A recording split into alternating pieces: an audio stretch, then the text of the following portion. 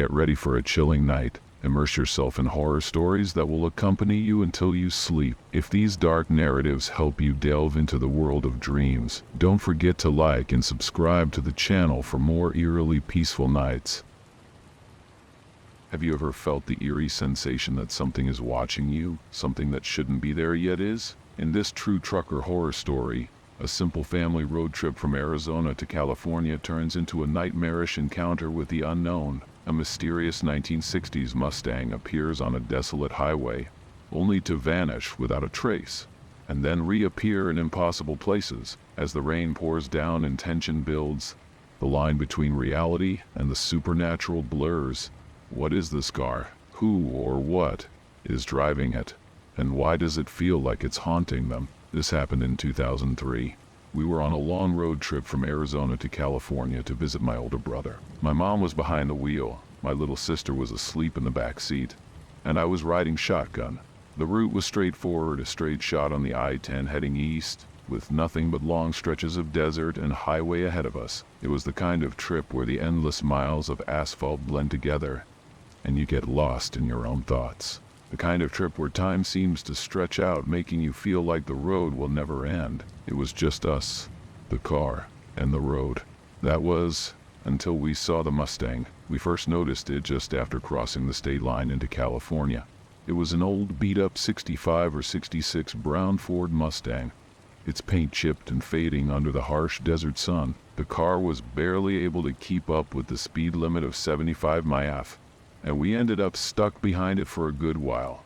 My mom wasn't the type to get impatient on the road, so we just kept following it, not really thinking much of it at first. But something about that car just didn't sit right with me.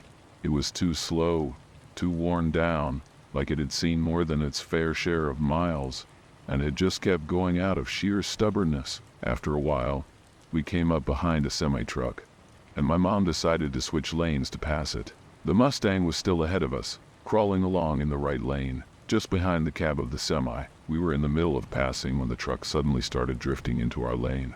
It happened so fast that I barely had time to react. The massive truck was looming over us, forcing us toward the ditch on the left side of the highway.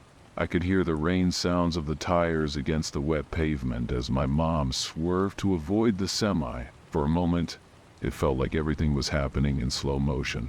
The truck, the Mustang, our car, all of it felt too close, too fast. My heart was pounding, and I couldn't even scream. But just as quickly as it had started, it was over. The semi saw the Mustang at the last second, and veered back into its lane, narrowly avoiding a collision. We were shaken but safe, and the road ahead seemed to stretch out in endless miles once again. But that's when we noticed something strange. The Mustang, which had been right in front of us, was gone. At first we thought we must have missed it. Maybe it had turned off onto a side road, or we had simply driven past it without noticing. But as the minutes ticked by, and the highway stretched on, it became clear that the car hadn't just disappeared. It had vanished. There were no exits, no side roads, nothing but flat desert for miles around. We drove for another 10 minutes, scanning the horizon for any sign of the Mustang. But it was like it had never been there at all. My mom and I exchanged uneasy glances, neither of us wanting to say what we were both thinking. It wasn't just strange, it was impossible. The rest of the drive to San Jose felt surreal. We kept expecting to see the Mustang again, maybe broken down on the side of the road, or pulling into a gas station somewhere, but it never showed up.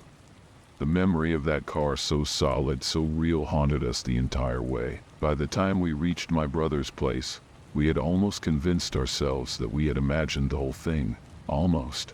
The next few days at my brother's house were uneventful, almost boring. We talked about the usual things, how life was going, how my brother was settling into his new place. But the drive there, especially that Mustang, kept creeping back into my mind. It wasn't the kind of thing you could just shake off. My mom, though, acted like nothing had happened. Maybe she was just better at pushing things out of her mind. But for me, it lingered, like an itch I couldn't scratch.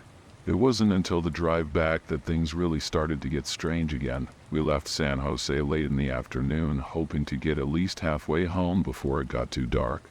My sister had fallen asleep in the back seat, the same as before, and I was sitting in the passenger seat again. The highway stretched out before us, long and lonely, just like it had on the way up. The sun was starting to set, casting long shadows across the desert, and the sky turned from orange to deep purple. The rain sounds from earlier in the trip had faded, and everything felt eerily quiet. As night fell, the highway became even more deserted. The occasional car would pass by, but for the most part, it was just us and the road. My mom was focused on driving, and I was lost in my own thoughts, staring out the window at the darkening landscape. That's when I saw it again. The Mustang, the same old, beat-up brown Ford Mustang, just ahead of us, crawling along in the right lane as if it had never left. My heart skipped a beat, and I quickly glanced over at my mom. She hadn't noticed it yet, so I nudged her lightly. "There it is," I whispered, my voice barely audible over the hum of the engine. "The Mustang." She looked up and immediately tensed. "That can't be," she muttered under her breath. "We never passed it, did we?" "No," I replied. My eyes locked on the car ahead of us. We didn't. We stayed behind the Mustang for what felt like forever, both of us too shaken to do anything but follow it. It wasn't like before. This time there was no truck, no sudden danger, just an overwhelming sense of dread that seemed to grow with every mile. The rain had picked up again, and the sound of the water hitting the windshield only added to the unease. It was like the night itself had conspired to make everything feel more ominous. The whole scene felt like something out of those scary stories you hear late at night on the radio, the kind meant to keep you awake long after they're over. Bedtime stories that make you question what's real and what isn't. We finally decided to pass the Mustang, if only to get away from it. My mom switched lanes, and as we pulled up alongside the old car, I couldn't help but glance over at the driver. But what I saw or didn't see made my blood run cold. The driver's seat was empty. There was no one behind the wheel. My mom saw it too. We sped up, desperate to put as much distance between us and that car as possible. Neither of us said a word, but the silence in the car was thick with tension. My sister was still fast asleep in the back seat, completely unaware of the nightmare unfolding around her. As we left the Mustang far behind us, I tried to make sense of what we had just seen, but no matter how hard I tried, I couldn't come up with a rational explanation. The whole situation was like something out of a horror movie, or one of those relaxing horror tales you'd listen to when you couldn't sleep.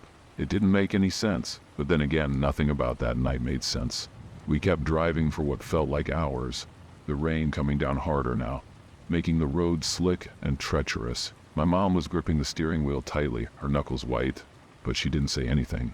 I could feel the tension between us, the unspoken fear that had settled in like a third passenger. It was as if acknowledging what had happened would make it real, and neither of us wanted that. Eventually, we spotted a gas station up ahead, a lone beacon of light in the middle of the dark desert. My mom pulled off the highway and we rolled into the station's empty lot. It was one of those old, run-down places, the kind that looked like it hadn't been renovated since the 70s. A single flickering fluorescent light hung above the gas pumps, casting long shadows across the cracked pavement. The rain sounds had slowed to a soft drizzle, adding to the eerie atmosphere. It was the kind of place that seemed like it belonged in one of those scary compilations of horror stories you'd find online, just waiting for something bad to happen. My mom got out to pump gas, leaving me alone in the car with my thoughts. I kept glancing around, half expecting to see that Mustang again, lurking somewhere in the shadows. The thought made my skin crawl, and I found myself constantly checking the rearview mirror. Nothing, just the empty lot, the highway in the distance, and the sound of the rain tapping on the roof. For a moment, I felt foolish. Maybe it really was just my imagination running wild. But deep down, I knew something was wrong. Something more than just a creepy old car. I decided to step out and stretch my legs. The cold air hit me like a slap to the face, jolting me awake. I walked around the car, taking in the surroundings. The gas station was completely deserted, no other cars, no sign of life. Even the convenience store was dark inside, with only the faint glow of the cash register casting a dull light through the windows. The whole place felt off, like it was stuck in time, waiting for something. But what? I was about to head back to the car when I noticed something strange on the ground near the gas pump. At first, it just looked like a puddle of oil, but as I got closer, I realized it wasn't oil at all. It was a small patch of black, tar-like substance, thick and sticky, almost like something you'd see in a horror story about creatures from the deep. I crouched down to get a better look, but I immediately regretted it. The smell hit me first like burnt rubber mixed with something rotting. It was overwhelming, and I had to cover my nose to keep from gagging. I quickly backed away, my heart pounding in my chest. I glanced over at my mom, who was still pumping gas, oblivious to the strange substance on the ground. I didn't know what to say or how to explain it. All I knew was that we needed to get out of there, fast. There was something wrong with this place, something that didn't belong, and I had the sinking feeling that it was somehow connected to that Mustang. We didn't stick around long after that. As soon as the tank was full, my mom jumped back into the driver's seat and we took off down the highway. The rain had let up a bit, but the road was still slick, and the tension in the car hadn't eased. I didn't mention the tar-like substance to my mom. I didn't even know how to bring it up. Besides, she seemed just as eager as I was to get away from that gas station. My sister was still fast asleep in the back seat, blissfully unaware of everything. As we merged back onto the highway, the sense of relief I had expected never came. If anything, it felt worse. The darkness around us seemed heavier somehow, more oppressive. The miles stretched on, endless and lonely, with nothing but the occasional highway sign flashing by to remind us we were still moving forward. It felt like we were the only ones left on the road. We had been driving for about 20 minutes when it happened again. The Mustang, there it was, out of nowhere, just ahead of us. It was impossible. There was no way it could have gotten ahead of us after the gas station. We hadn't seen any exits, and the highway had been empty, but there it was, cruising along like nothing had ever happened. My mom saw it first this time. She didn't say a word, just tightened her grip on the wheel and pressed the gas pedal a little harder. I couldn't take my eyes off it. The taillights glowed a faint red in the distance, almost hypnotic in the darkness. Every nerve in my body was on edge. I kept waiting for something to happen, for the car to swerve, for the driver to appear, for the whole thing to just vanish into thin air again. But it didn't. It just stayed there, haunting us, like a ghost that refused to let go. The rain started picking up again, and the rhythmic sound of water hitting the windshield felt like some kind of countdown. Each drop felt like it was bringing us closer to something, though I couldn't say what. Then, out of nowhere, the Mustang's taillights flickered, just for a second like a dying candle, and then they were gone. My mom slammed on the brakes and we skidded to a stop in the middle of the highway. I stared ahead, waiting for the car to reappear, but the road was empty, completely and utterly empty. No Mustang, no other cars, just us and the rain-soaked asphalt. My mom was breathing heavily, her knuckles still white on the steering wheel. I could hear her muttering under her breath, something about needing to keep going, needing to get home. We sat there for what felt like an eternity, the engine idling softly as the rain pelted down around us. Finally, my mom let out a shaky breath and slowly started driving again. This time, there was no conversation, no shared glances of disbelief. We were both too shaken, too afraid to even acknowledge what had just happened. It was as if talking about it would make it real, and neither of us wanted that. The rest of the drive home was a blur. I couldn't tell you how long it took, or what we passed along the way. All I remember is the overwhelming sense of relief when we finally pulled into our driveway. The familiar sight of home offering a kind of comfort that no words could describe. My mom turned off the engine, and for a moment, we just sat there, listening to the rain sounds fade into the background. The nightmare was over, but the memories of that night of that Mustang would stay with me forever. It was like something out of a scary compilation. One of those nighttime stories that you tell around a campfire but never truly believe until it happens to you. As we finally stepped out of the car, my mom looked at me, her face pale and drawn.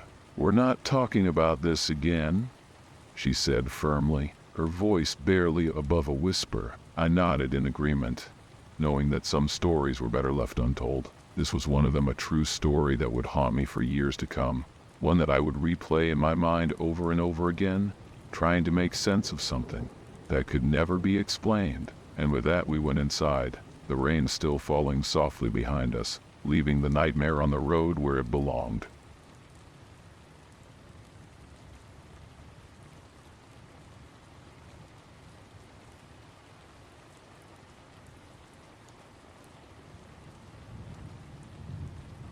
It was a muggy summer morning when I first met him, or rather met the memory of him. Being the town undertaker, it wasn't unusual for me to handle big funerals. But this one was something else. Manuel Hernandez was larger than life. A trucker who had carved his name into the hearts of everyone who knew him. He drove those big Hernandez trucking Peterbilts like they were an extension of himself. And now here I was, overseeing his last ride, a final journey, not in his rig, but in a hearse. The funeral was enormous. People came from miles around, filling the small town church until there wasn't standing room left. His casket was heavy oak, polished to a gleaming shine, with the kind of craftsmanship that was meant to last. I watched as they carried him in, the rain drizzling down on us like tears from heaven. You could hear the low murmur of conversations, the rustle of black clothes, and the gentle patter of rain sounds on the roof. This was more than just a service. It felt like a gathering of stories. Every handshake, every nod, was another chapter in the legacy of a man who had lived fiercely, even as his heart slowly betrayed him.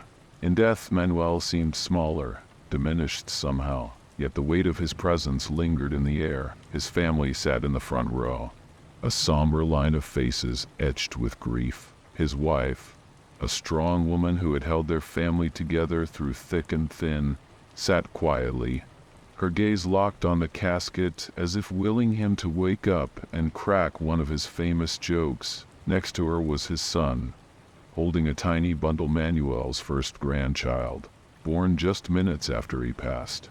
Life and death meeting so closely seemed to mock the simplicity of existence. After the service, I stayed behind to oversee everything, as I always did. The burial took place under a gray sky, with rain tapering off into mist. The cemetery had a kind of peacefulness to it, the kind that makes you stop and think. The granite stone ID ordered for Manuel was a fine piece of work, double wide with a beautiful engraving of one of his trucks. His wife had insisted on that detail, said it was fitting, that the truck was as much a part of him as his own name. And then there was the vase. She wanted a large white marble vase placed on the stone. A simple but elegant touch. I set everything in place and called her to come take a look. She arrived not long after, and I could tell by the way she stood there, silent and still, that she was taking in more than just the aesthetics of the stone. Finally she turned to me, a faint smile on her lips. "It's perfect," she said. "But how did you know? How did you find a vase that matched his truck so perfectly?" I stared at her, confused. "The vase is white," I said. "It's always been white." She looked at me like I'd lost my mind. "No," she insisted. "It's turquoise, just like Manuel's trucks." I turned back to the vase, and for a moment, just a brief moment, I saw it too. A deep, rich turquoise, shimmering under the fading light of the evening. And then, as quickly as it appeared, it was gone, back to the plain white marble ID placed there just hours before. I couldn't shake what I'd seen. I'm not one to believe in ghost stories or things that can't be explained, but that vase, it wasn't just a trick of the light, no matter how much I wanted to convince myself otherwise. After Maribel left the cemetery that day, I stood there for what felt like an eternity, just staring at the vase, daring it to change color again, but it didn't. It remained stubbornly white, pristine, and unmoving, like a silent challenge to my sanity. The next few days were uneventful. I went about my usual duties, arranging funerals, selling tombstones, doing the work that keeps me close to the edge of life and death. Yet, in the back of my mind, I couldn't stop thinking about that vase. I even called the marble dealer to ask if there was any possible explanation. "Marble doesn't just change color," he said, sounding amused. "It's impervious. Maybe it's the lighting, or maybe you've been working too hard." But it wasn't the lighting, and it wasn't overwork. That night I drove out to the cemetery again, under a sky full of stars and an eerie stillness that only a graveyard can hold. As I walked between the rows of stones, my footsteps crunching on the gravel, I felt a chill run down my spine. It wasn't cold, if anything. The night was unusually warm for the season, but there was something in the air, something that made me uneasy. I didn't believe in the supernatural, but at that moment, I felt like I was being watched. I shook it off and approached Manuel's grave. There it was again, the vase. It sat there on the granite base, solid and white. I leaned in closer, half expecting something to happen, but nothing did. I let out a breath I didn't realize I was holding and turned to leave. But then, out of the corner of my eye, I saw it. The vase wasn't white anymore. It was turning a deep turquoise, the same shade as before. I froze in place, my heart pounding in my chest. I wasn't imagining it. The color was real, vivid, almost glowing in the dark. I reached out to touch it, my fingers trembling, but just before they made contact, the color vanished. The vase was white again, as if nothing had happened. I didn't sleep that night. My mind raced with thoughts, trying to make sense of what I'd seen. Was it a sign? A message from beyond? I didn't know. All I knew was that something wasn't right. The next day I called Maribel. I needed to know if she had seen anything unusual. She answered the phone with a calmness that unnerved me. "I saw it again," she said, before I could even ask. "This morning. It was dusky rose. You know, the color of my wedding dress." That stopped me cold. "Dusky rose?" I repeated. "Why that color?" She hesitated for a moment before answering. "It's our anniversary today. 40 years. Her voice was soft, almost wistful. Do you think it's Manuel?" I didn't know what to say. There was a part of me that wanted to dismiss it all as a coincidence, just a trick of the mind playing on emotions, but another part of me couldn't ignore the pattern.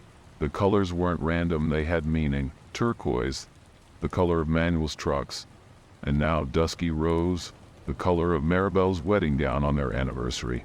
It was too much to write off as mere chance. That night, I found myself at the cemetery again.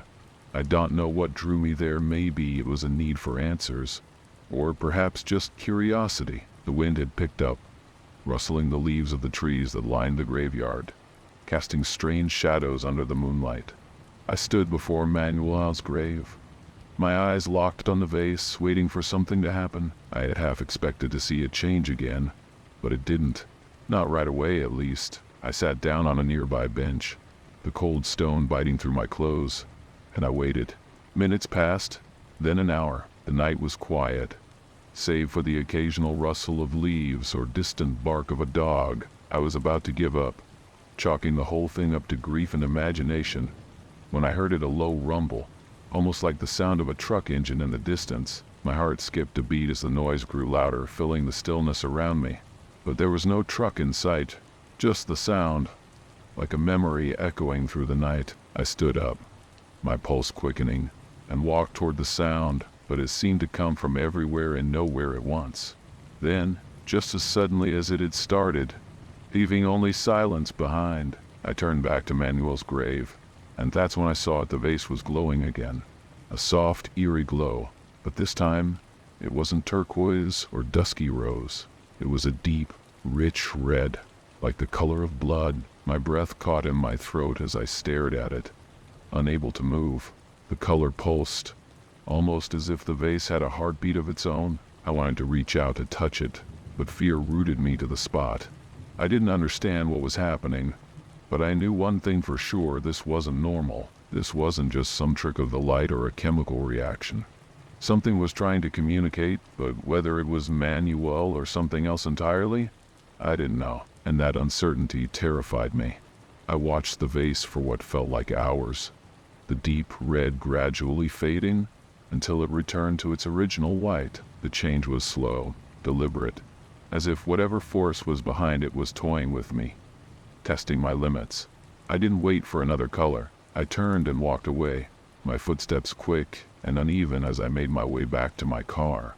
As I drove home, the sound of rain began to patter against the windshield, mixing with the rhythmic hum of the tires on the wet pavement. But even as I tried to focus on the familiar, comforting sounds, my mind was filled with images of the vase, glowing in the dark like a beacon of something far beyond my understanding. I tried to shake off the unease of the previous night, but the image of that red vase stayed with me. Days went by, and I kept my distance from the cemetery, feeling as though I had crossed some invisible boundary that was better left unexplored. Maribel, on the other hand, seemed to embrace the mystery, visiting the grave regularly and speaking of the vase with a reverence that only deepened my confusion. One morning she called me again, her voice tinged with urgency. "You need to come out here," she said. "You won't believe what's happening." I could hear the trembling in her voice, and it set me on edge. I drove out to the cemetery, my mind racing with thoughts of what I might find. The sky was overcast, and the air was thick with the smell of impending rain. When I arrived, Maribel was already at Manuel's grave. Her eyes locked on the vase. I followed her gaze and saw that the vase was once again changing color, but this time it was different. Instead of shifting through various hues, it remained a steady, vivid crimson. Maribel turned to me, tears in her eyes. "It's been like this all morning," she said. "I don't understand what it means." I stood there, feeling the weight of the moment. The vase, now a solid red, seemed to pulsate with an otherworldly energy. I couldn't explain why or how, but something about it felt deeply significant. I looked at Maribel, who was clutching a small old photograph of Manuel and herself on their wedding day. The image was faded but clear enough to see their happiness, a stark contrast to the solemnity of the present. As we both stared at the vase, a sense of calm began to settle over me. The fear that had gripped me before seemed to dissipate, replaced by an odd sense of peace. I realized that the vase's colors were not just random, they were a reflection of the moments that mattered most to Manuel and his family. The turquoise for his trucks, the dusky rose for their anniversary, and now the red, perhaps a symbol of something profound and personal. Maribel placed the photograph beside the vase and stepped back, allowing the silence to envelop us. I watched as the red color slowly began to fade, leaving behind a gentle, soft pink.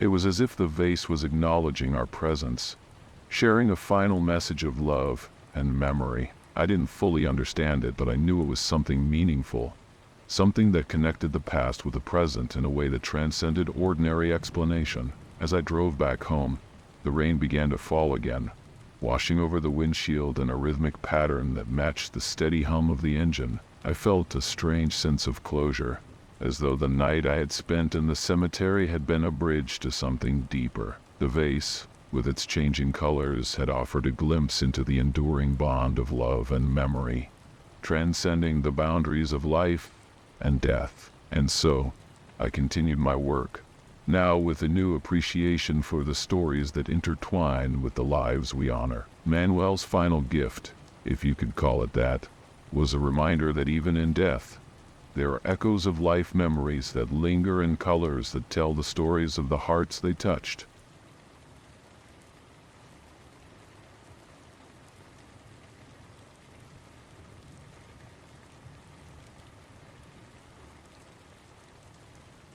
I was on my way to Winona State in August 1988, a time when the world felt both daunting and full of promise.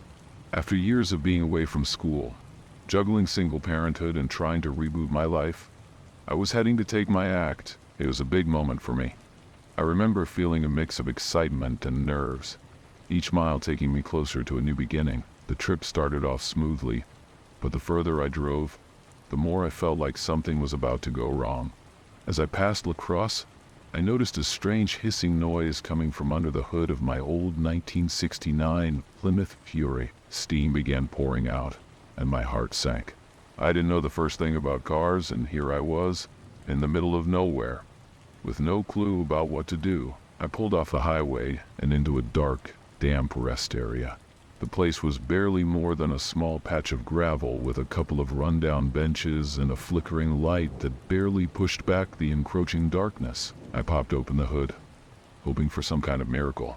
My car's engine looked like a labyrinth of metal and hoses. I stood there, feeling utterly helpless, staring at the steaming mess.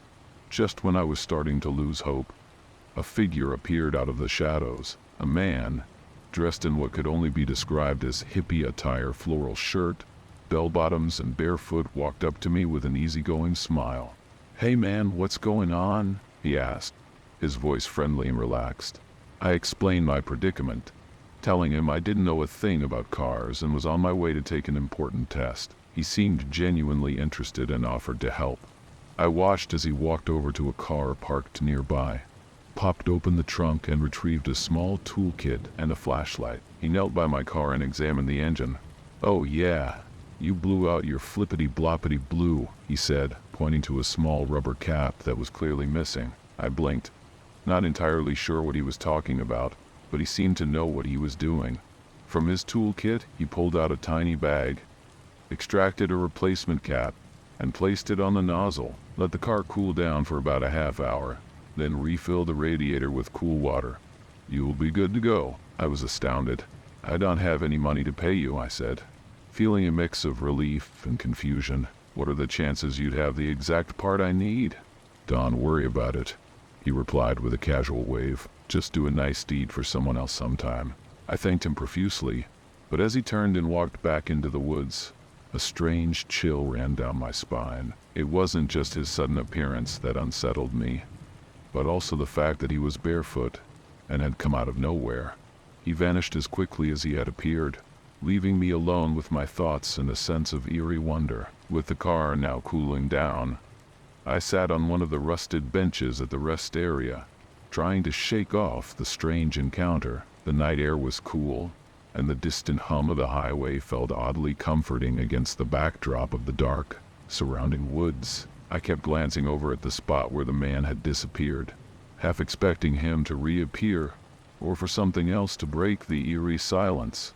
As I waited, I couldn't help but replay the encounter in my mind. The man had been so calm, so easygoing, yet his sudden appearance and departure left me unsettled.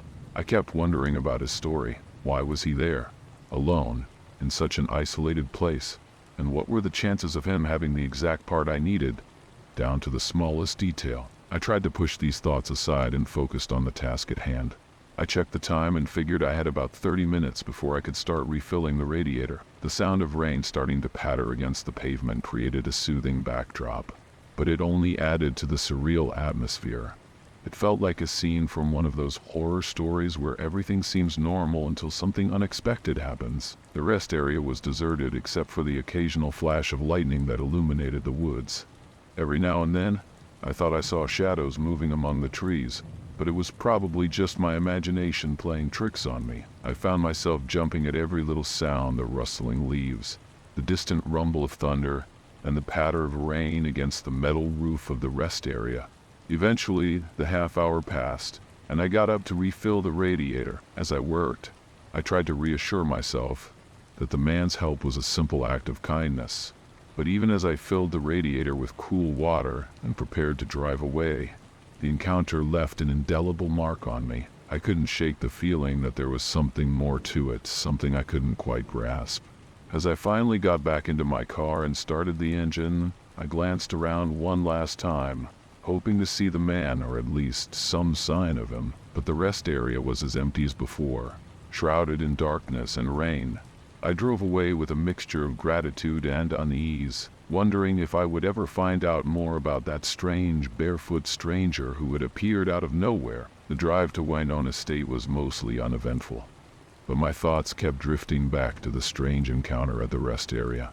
I couldn't shake the unsettling feeling that had settled in my gut. The rhythmic sound of rain on the windshield, which I normally found soothing, now seemed to amplify the sense of unease. The wipers struggled to keep up with the downpour, making the drive more tedious and nerve-wracking. As I passed through small towns and rural stretches, I found myself scanning the roadside for any sign of that rest area, or perhaps even the mysterious man. The rain had picked up, and the night was becoming a blur of dark shapes and occasional flashes of lightning. My mind wandered back to his parting words. Just do a nice deed for somebody else sometime. It was such a simple, almost cliché piece of advice, yet it lingered with a weight I couldn't ignore. By the time I reached Winona, the rain had slowed to a light drizzle, and the streets were slick with the remnants of the storm. I parked my car in the university lot, took a deep breath, and tried to focus on the upcoming test. I had prepared for this moment for a long time, and I was determined not to let a strange encounter derail my focus. But the events of the night were impossible to ignore. After the test, which went well despite my lingering anxiety, I decided to explore the town a bit before heading back. I wanted to distract myself and perhaps clear my head.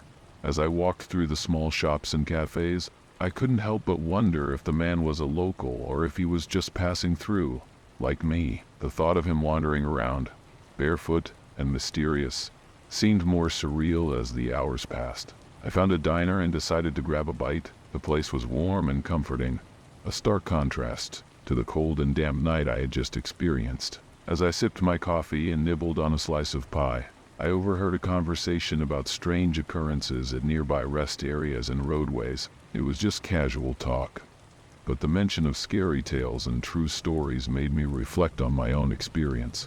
The way people spoke about odd happenings, it felt almost like my encounter was a part of the same unsettling narrative. As I finished my meal and prepared to head back to the car, I couldn't help but feel a sense of dread about the drive home. The rest area where I had met the mysterious man seemed like a distant memory, but the uneasy feeling he left behind was very much present. I hoped the journey would be smooth, but something told me that this night was far from over.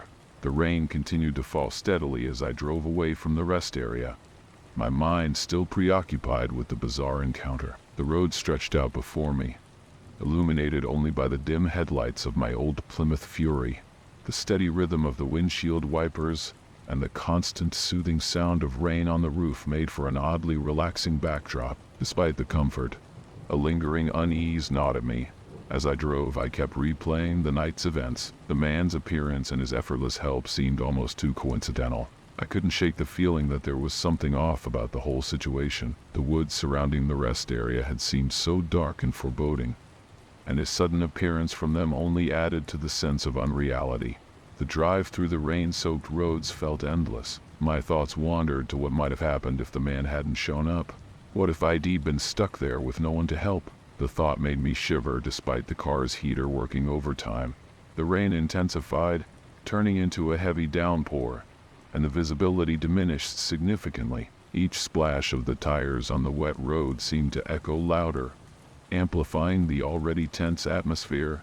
I tried to focus on the road, but my mind kept drifting back to the rest area. The man had disappeared as quickly as had arrived, leaving no trace behind. I thought about how it seemed so at ease, almost as if he was used to appearing and disappearing like that. It was unsettling to think about someone existing so seamlessly within the boundaries of such an isolated place. By the time I approached the next town, my nerves were on edge. I was relieved to see signs of civilization again: streetlights, gas stations, and the occasional passing car. The familiar sights provided some comfort, but the unsettling memory of the man and his cryptic advice remained with me. As I finally neared Winona State, I felt a mixture of relief and apprehension. I was about to take a major step in my life, but the strange encounter lingered in the back of my mind, making the night feel far from ordinary. I arrived in Winona just as dawn began to break, the storm finally easing into a light drizzle. The campus was still quiet, and the sky was a dull gray, reflecting my weary state. The events of the previous night seemed like a bizarre dream as I parked my car and headed towards the testing center.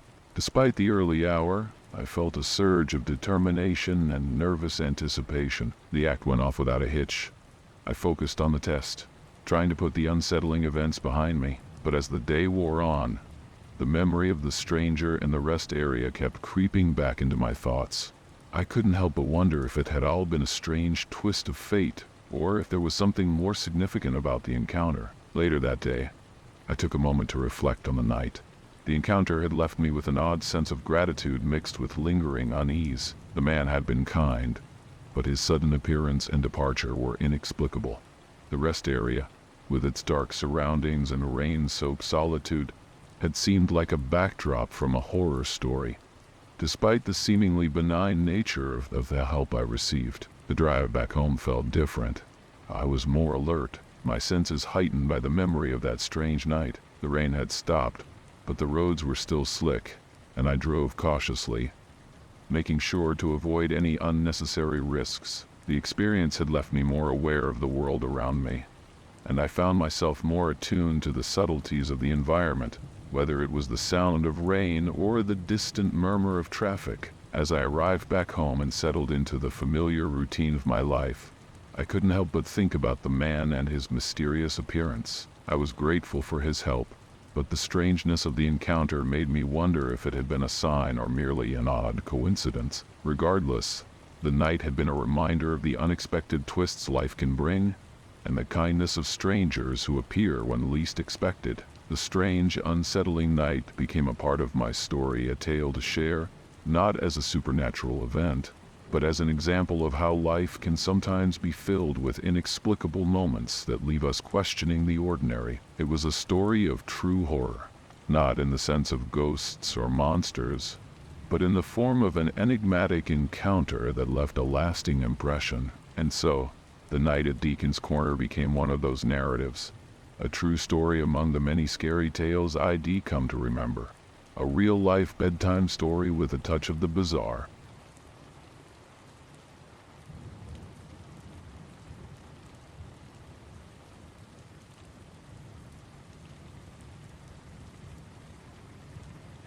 It was December 31st, 1987.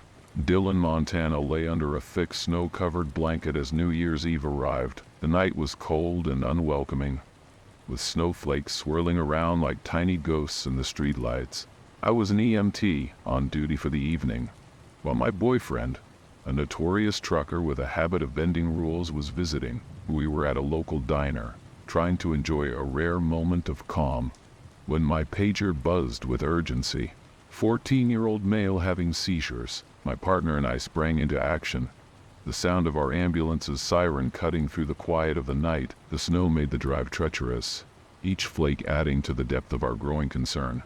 As we arrived at the scene, police officers were struggling to control the young man, who thrashed wildly, his body convulsing uncontrollably. It took all of us to secure him on the stretcher before we sped toward the emergency room.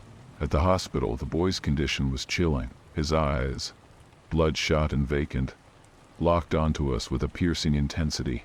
He began to vomit violently, his head jerking erratically as if possessed. The scene was reminiscent of a horrifying movie, not something I had expected to witness in my career. The attending physician, overwhelmed, quickly decided we needed to transport him to a specialized facility in Butte, an hour away. The drive to Butte was fraught with danger. The snowstorm had intensified, turning the road into a slippery white blur. Our ambulance skidded and slid as we navigated the icy path, the cold seeping through every crack. Arriving in Butte, the doctors confirmed our worst fears. The young man had ingested cocaine laced with harmful chemicals, causing severe damage to his brain. The vomit-wed scene was not just stomach contents, but a mix of brain matter and other tissues. After our shift ended, Susan and I cleaned the ambulance and headed home. The snowstorm had worsened, making the road back to Dillon a nightmare. Exhausted and troubled, I went to bed, but sleep wouldn't come. My thoughts kept drifting to my boyfriend's questionable activities and whether they were somehow connected to the boy's condition. I decided to clear my head with a drive, seeking solace away from the chaos.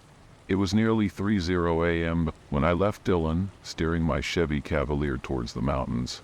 The snowfall was relentless, each flake adding to the blanket of white that seemed to stretch endlessly. I drove past the nightclub where my boyfriend often hung out, his truck absent.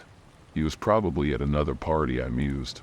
While I sought refuge in the snowy solitude, I aimed for a familiar spot near Yellowstone Park, hoping the quiet would offer me peace. The road soon disappeared beneath the deepening snow, turning my journey into a battle against nature. My front-wheel drive car had served me well in many winters, but this storm was unrelenting. The snow piled up, and I knew I couldn't afford to stop. The thought of being buried under the snow if I did made me push forward, even as the visibility worsened. Hours dragged on as the snow rose higher, eventually covering the car's hood. My provisions were meager, just a piece of gum I found in the glove box. I calculated my gas supply, hoping it would last long enough to keep me warm and potentially be rescued. I worried about my daughter, my family, and the missed New Year's dinner. My mind raced with thoughts of how I might never see them again if I couldn't find a way out. Then, in a rare break in the snow, I glimpsed a grove of trees ahead. Desperation fueled my hope that there might be shelter or a road nearby. I steered towards the trees, navigating through deeper snow as I went. My bladder's urgent demands forced me to stop, a decision fraught with risk. As I relieved myself behind the car, I heard the distant rumble of an engine. Panic set in as a blue and white 1960s Ford pickup truck appeared, driven by a man with long hair, a beard, and a cowboy hat. My heart pounded, thoughts of recent abductions flashing through my mind. This man seemed like a potential threat, and my fear only heightened as he approached me aggressively. He demanded to know what I was doing and where I was headed. I explained my situation, my voice trembling with cold and fear. The man scrutinized my license plates and dismissed my explanation, insisting that the road I claimed to have traveled was closed until June.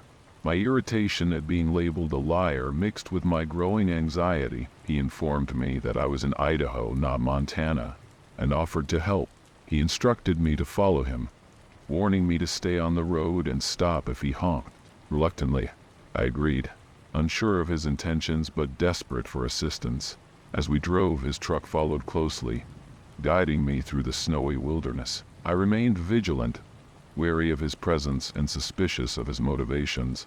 The eerie quiet of the night, combined with the constant snowfall, made the journey unnervingly surreal. I thought about the stories of isolated roads and strangers in the night, wondering if I was part of a chilling tale myself. We traveled for what seemed like miles before the town's faint outlines emerged in the distance. I glanced back to check on the truck, only to find it had disappeared. The realization hit me hard. I was alone again, with no trace of the mysterious driver. My heart raced as I retraced my path, searching for any sign of his presence, but the only tracks left were my own. With the town finally within reach, I refueled and made my way back to Montana.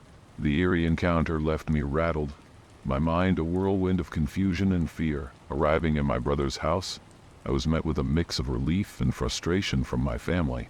The police had been searching for me, their concern fueled by my earlier distress about the young man and the drug-related issues. Weeks later, an elderly woman named Alberta Cassidy asked about my New Year's Eve experience. She was a metaphysician and astrologer with a reputation for unconventional insights. Her explanation that the cowboy was a benevolent spirit or angel sounded strange but comforting. Maybe it was a twist of fate that the young man's spirit, in some form, had helped me. The experience prompted a shift in my perspective. Despite Hank's skepticism about the difference between illegal and legal substances, I chose a path of healing through naturopathic medicine. The ordeal had left its mark, but it also pushed me towards a new purpose. In the end, the night's events became a haunting tale, a narrative that merged the realms of true horror stories and personal transformation. As I continued my studies and built my career, the memory of that New Year's Eve lingered, a reminder of the unpredictable and often terrifying paths life can take.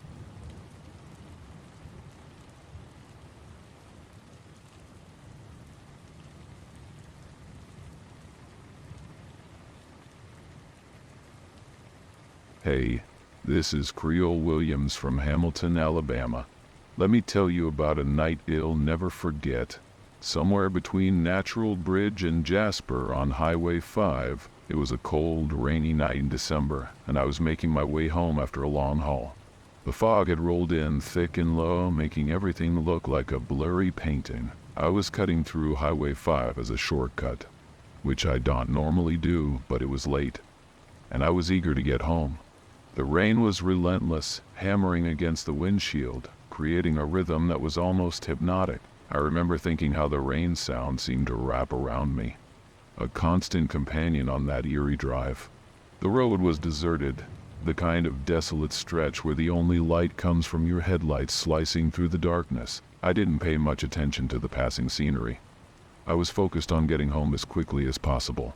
As I drove, the fog seemed to thicken, swallowing up the edges of the road. It was so thick that I could barely see a few feet in front of me.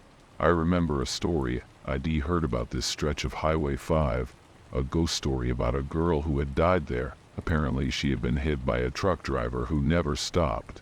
And now, they say her ghost climbs onto truck steps at night, looking for the one who ran her over. Now, I don't usually put stock in ghost stories, but I couldn't shake off the feeling of being watched. It was like someone or something was peering through the fog at me. The feeling was unsettling, but I tried to shake it off as my imagination getting the better of me. I kept driving, telling myself that it was just the weather and the isolation playing tricks on my mind. The road seemed endless, the fog blending with the darkness, creating a tunnel of shadows. I was half convinced I'd see something, anything, move in the corner of my eye. I kept my focus straight ahead, determined not to let my nerves get the best of me. But the longer I drove, the more I felt like there was something or someone right there with me in the cab. When I finally reached the end of that stretch and the fog began to lift, I was relieved but unnerved. It wasn't until later that I remembered a friend who used to truck through that area regularly. He'd told me once about his own unsettling experience, which made me question what I'd just gone through. It was one of those nights where the line between reality and fear blurs, and you're left with questions that linger long after the fog has lifted. The next day, I couldn't stop thinking about the eerie drive. It wasn't just the fog and rain. It was the oppressive feeling of being watched, something I couldn't shake off. As the days went by, I tried to convince myself it was just the weather and my overactive imagination, but every time I thought about that drive, I couldn't help but remember the ghost story I'd heard about that stretch of Highway 5. A few nights later, I had to drive back home again, and it was as if fate was playing a cruel joke on me. The weather was exactly the same, dark, rainy, and foggy. I debated taking a different route, but I was already halfway there and figured I might as well stick with the shortcut. As I approached Highway 5, the uneasy feeling returned, stronger this time. The rain was even heavier, and the fog seemed to cling to the road like a wet blanket. My headlights cut through the darkness, creating a narrow path of visibility. The rain sounds became a constant roar, drowning out everything else. I kept checking my mirrors, half expecting to see something or someone lurking in the shadows. My nerves were on edge, and I couldn't shake the feeling that something was wrong. Just as I was about to reach the area where I had the unsettling experience before, I noticed something in the road. It was a shadowy figure, barely visible through the fog. My heart raced, and I slowed down, trying to make out what it was.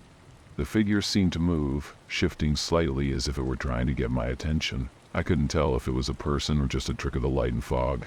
I pulled over, my mind racing with thoughts of the ghost story. I didn't see anyone, but the feeling of being watched was more intense than ever. The tension in the cab was palpable, and I found myself gripping the steering wheel tightly, trying to calm my racing heart. The rain kept pounding, the fog pressing in on all sides, making it feel like I was completely isolated from the world. After a few minutes, I decided to continue driving, convinced it was just my imagination, but the rest of the drive was nerve-wracking. Every time I glanced in my mirrors, I half expected to see someone or something there with me. The rest of the trip was uneventful, but the eerie feeling stayed with me long after I'd left Highway 5 behind. Weeks went by and I tried to put that night out of my mind, but the unsettling experience lingered, especially when it rained and fog rolled in. I'd make sure to avoid Highway 5 whenever possible, but there was one particular night that forced me onto that very stretch of road again. It was another rainy night, and I was running late. My usual route was blocked, and I had no choice but to take the shortcut through Highway 5. As soon as I turned onto the road, the familiar feeling of dread washed over me. The fog was even thicker than before, making it hard to see anything beyond the immediate beam of my headlights. The rain pounded relentlessly, turning the road into a slick, black ribbon through the darkness.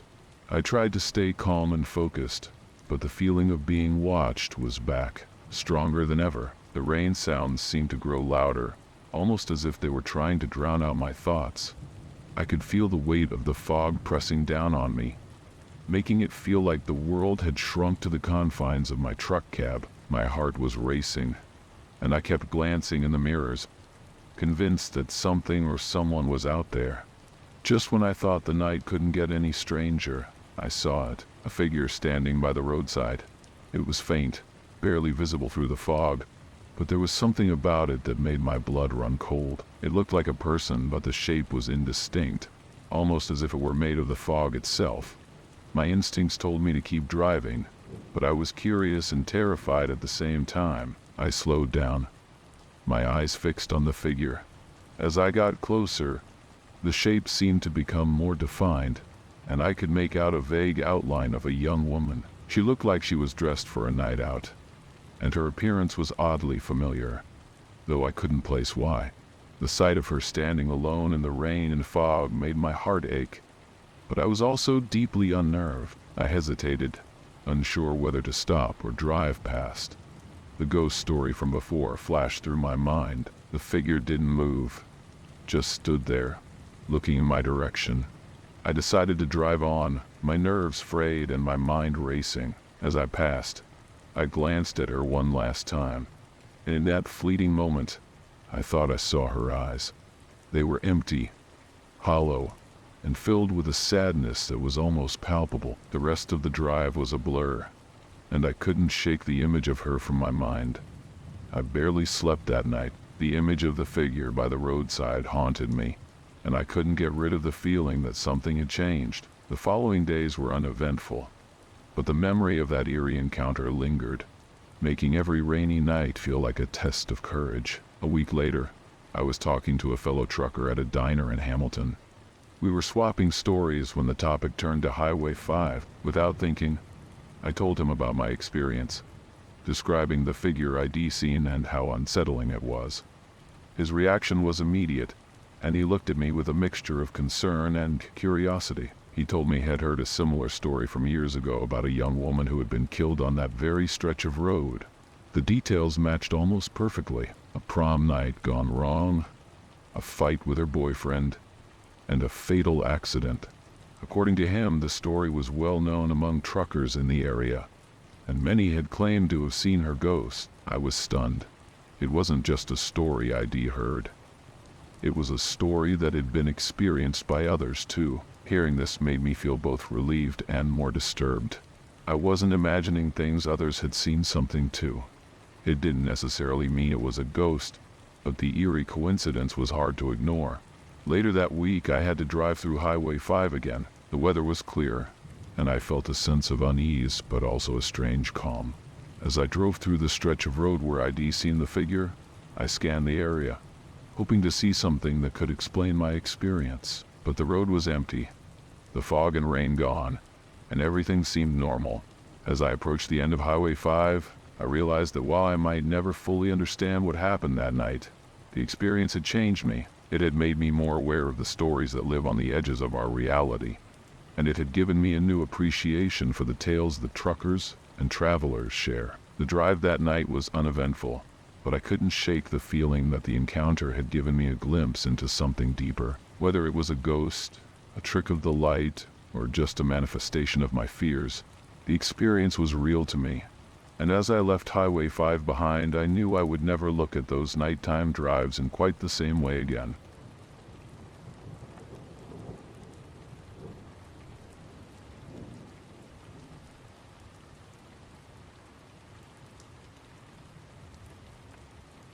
I'd never put much stock in ghost stories. They were just tales told around campfires or during sleepovers, right? But on that rainy December night, as I drove through Willow Springs, Illinois, I began to question my skepticism. The legend of resurrection Mary had always been part of my hometown lore, but tonight felt different. It felt real.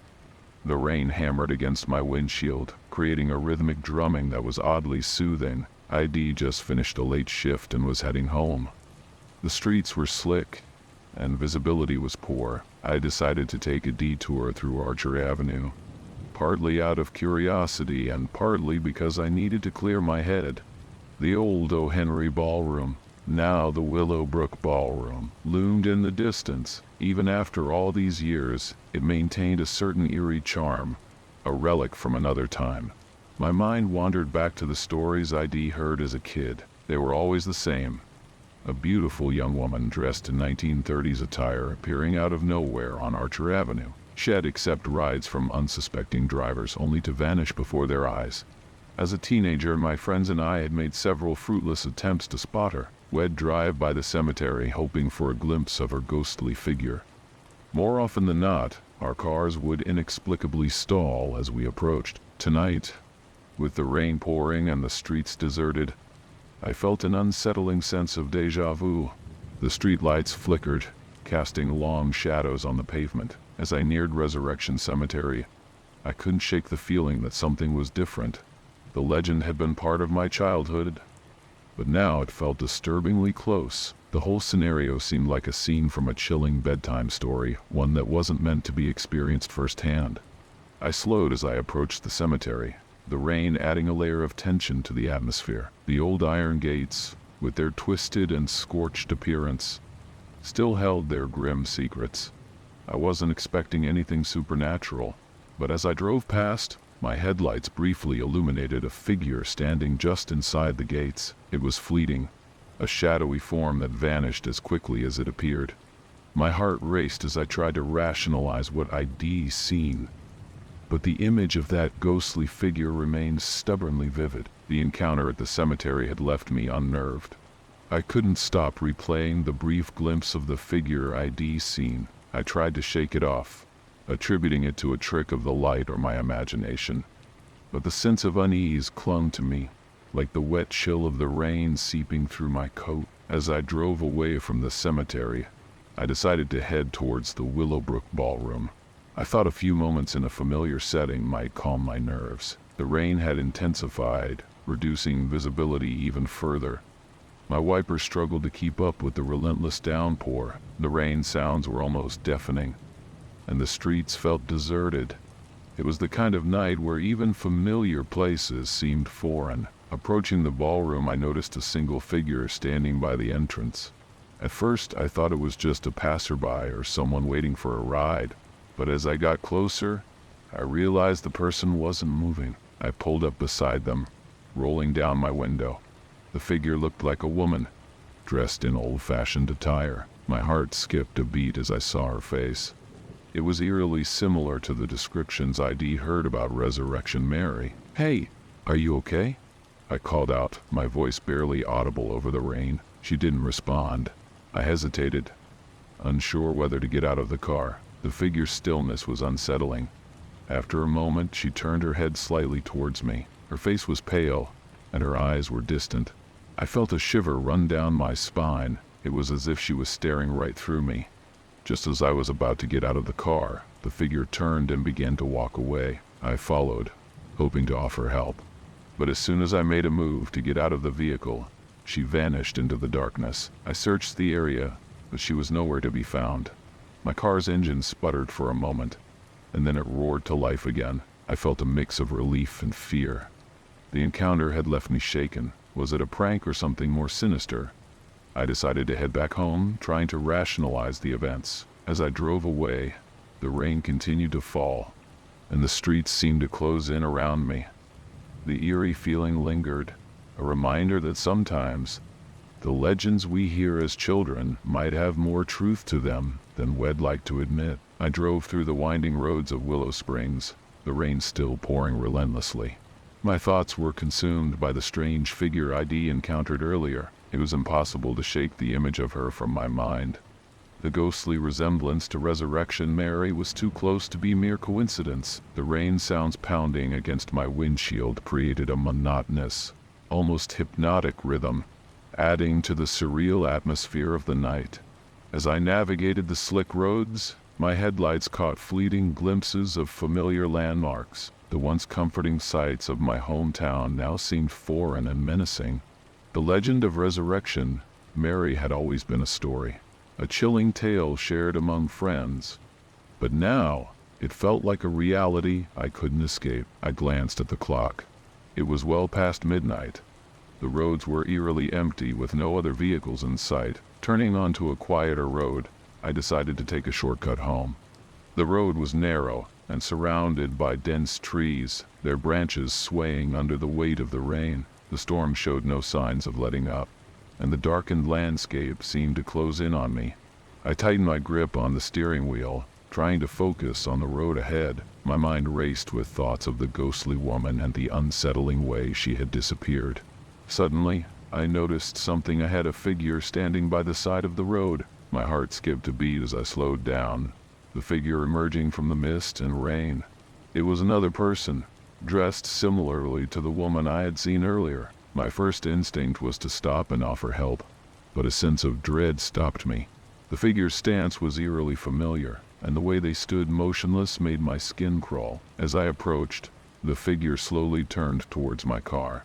I could barely make out their face through the rain and fog, but their presence was unmistakable. Just as I was about to pull over, the figure stepped back into the shadows, disappearing into the thick fog and rain. My car's engine sputtered again, as if protesting against the eerie encounter. I quickly drove away, my heart pounding and my thoughts a whirlwind of fear and confusion. My hands trembled as I gripped the steering wheel, the rain relentlessly battering the car. The unnerving encounters of the night had left me on edge. As I navigated the dark, winding roads, my thoughts raced, trying to make sense of the eerie occurrences. Was this all a product of fatigue in the storm, or was there something more sinister at play? I decided to head towards a well-lit gas station on the outskirts of town, hoping to find some comfort in familiar surroundings. The station's bright lights seemed like a beacon of normalcy amid the chaotic night.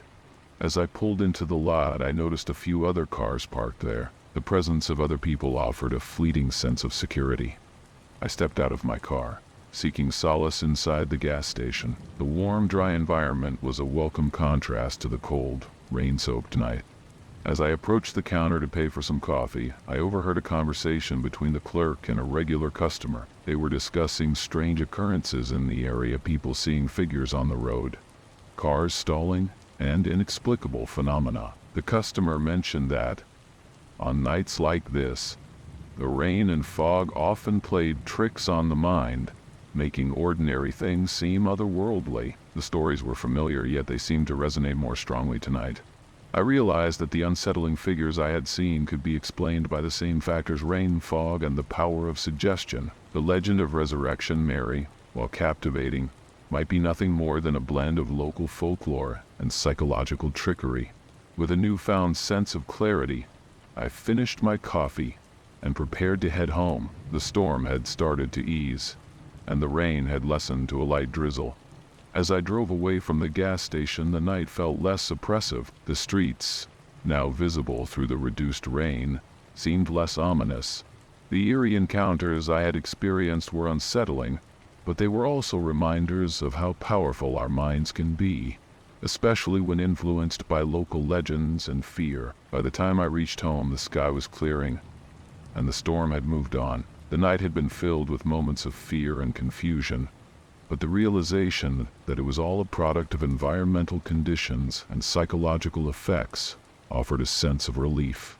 The legend of Resurrection Mary, while intriguing, was just that, a legend, and as I settled into bed, the rain sounds had turned into a calming lullaby, a reminder that even the most terrifying stories have their roots in the ordinary and the explainable.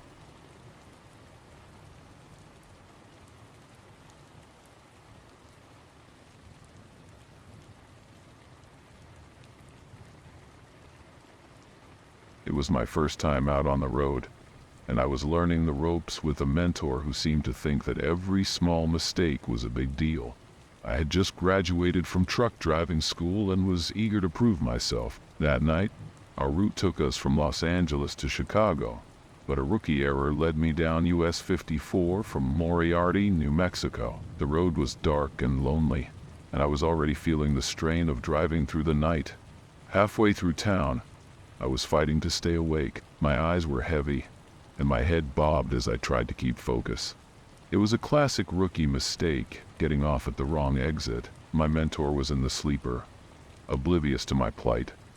As I drove through the quiet streets of Moriarty, I found myself struggling to keep my eyes open. I did what many drivers do: I took a quick micronap. When I opened my eyes, the darkness was pierced by the headlights of the truck. There, right in front of me, was a young woman, no more than 25, standing in the middle of the road with an infant in her arms. My heart skipped a beat, and I slammed on brakes. It all happened so fast. The thud of impact echoed in the cab, and I watched in horror as she fell beneath the truck. Panic surged through me. I screamed at my mentor, "I just hit someone," and scrambled out of the cab. The cold night air hit me as I ran around to the front of the truck. My mind raced with fear and disbelief. My mentor, barely dressed, followed close behind. We searched frantically beneath the truck, our flashlights casting long, eerie shadows. The scene was chaotic, with only the sound of our heavy breathing breaking the stillness. Before we could make sense of what had happened, a local police officer pulled up behind us. He approached with an air of calm professionalism that only heightened my anxiety. I began to explain the situation, but he cut me off with a knowing look. "Let me guess," he said. The woman was in a dark dress and the baby was wrapped in white. My heart sank as I nodded. The officer's next words were like a punch to the gut. "Yeah, by about 28 years, he said. He then recounted a tragic story from 1960 about a young woman who had been killed on this very road by a trucker who had fallen asleep. Since then, her ghost had been seen by drivers who were dozing off or not paying attention.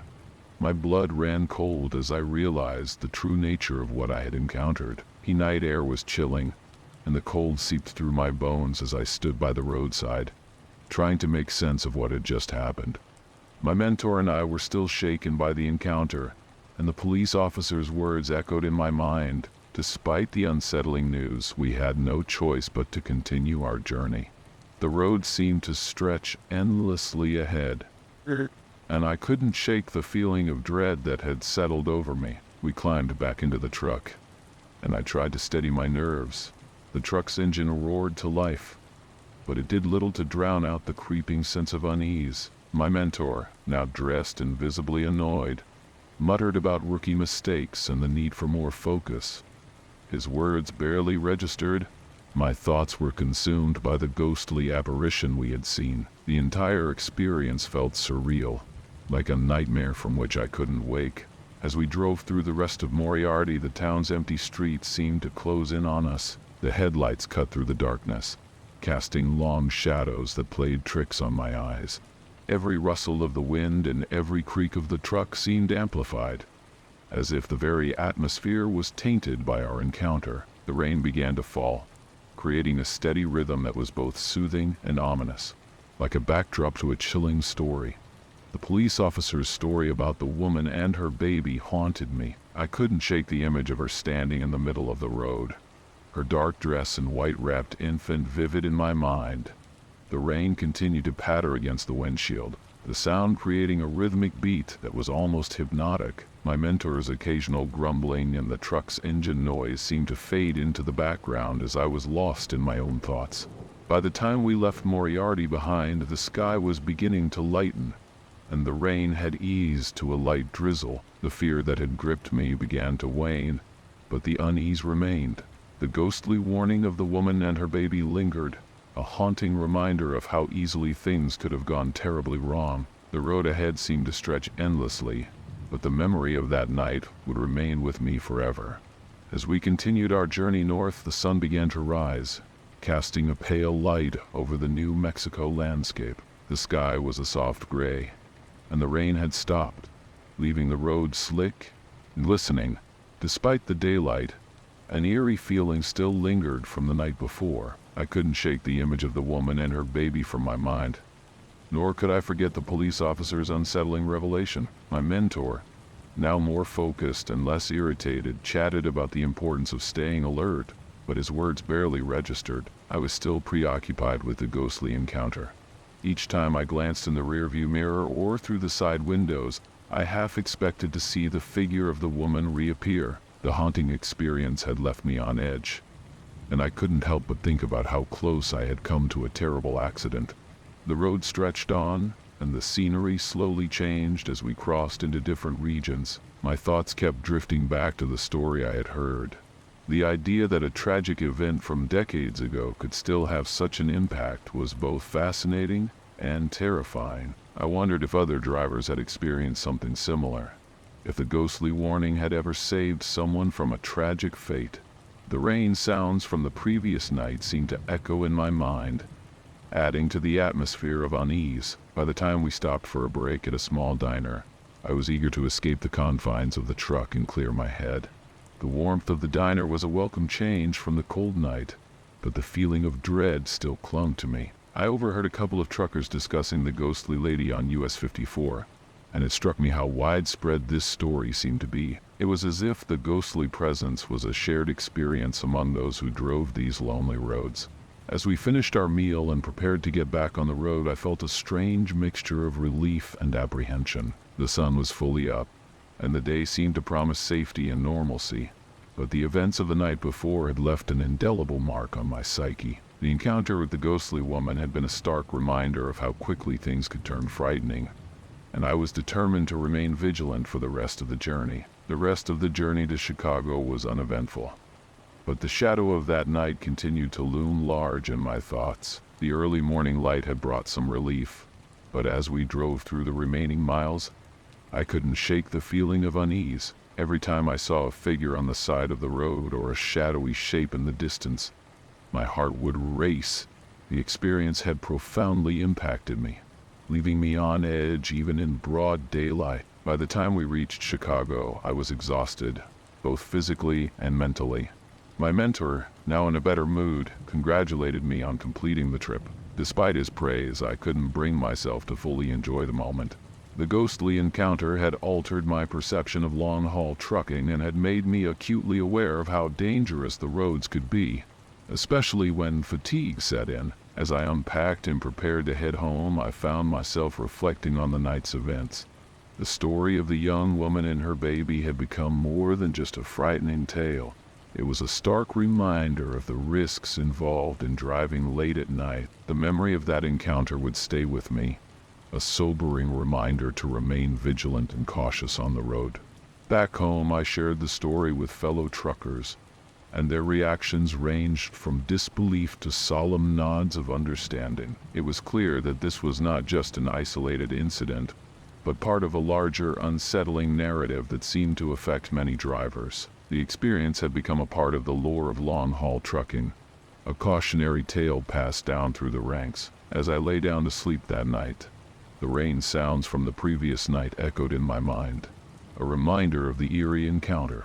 The fear and tension had subsided, but the memory of that ghostly warning lingered, a testament to the unpredictable nature of life on the road.